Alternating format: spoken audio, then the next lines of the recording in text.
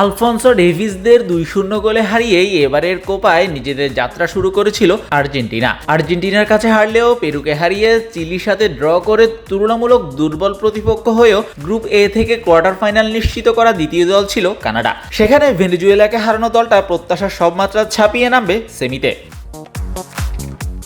সেমিতে অবশ্য তাদের প্রতিপক্ষ কোপার ডিফেন্ডিং চ্যাম্পিয়ন এবং বর্তমান বিশ্ব চ্যাম্পিয়ন আর্জেন্টিনা। এমন একটা দলের বিপক্ষে নামার আগে বেশ আত্মবিশ্বাস দেখা গেল কানাডার কোচ জেসে মার্চের কথায়। হুমকি দিয়ে রাখলেন স্বয়ং মেসিকেই।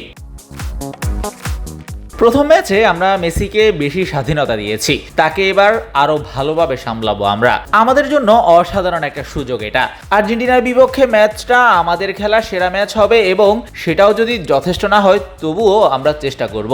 আমরা পজিটিভ এবং অ্যাটাকিং ফুটবল খেলবো। আমরা শুধু ডিফেন্স করার জন্যই মাঠে নামবো না।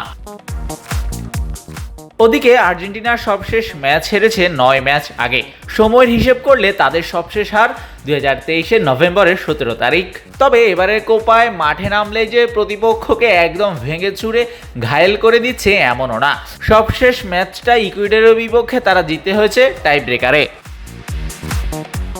শক্তিমত্তা, স্কোয়াড, র্যাঙ্কিং, পরিসংখ্যান সবকিছুই মেসিদের পক্ষে। মেসিরা যেখানে ফিফা র্যাঙ্কিং এর 1 নম্বরে, সেখানে কানাডা আছে 48-এ। দুই দল এর আগে মুখোমুখি হয়েছে 2 বার। এই কোপায় 2-0 হারানোর আগে 2010 সালের 25 মে ফিফা ফ্রেন্ডলিতে কানাডাকে 5-0 গোলে হারিয়েছিল আর্জেন্টিনা।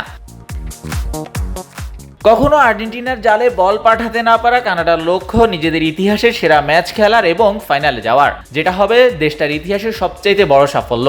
অন্যদিকে মেসিদের লক্ষ্য টানা দ্বিতীয় শিরোপার দিকে 1 পা দিয়ে রাখা। নিশ্চয়ই কেউই ছেড়ে কথা বলবে না। শাহরিয়ার শাওন, স্পোর্টস বাংলা।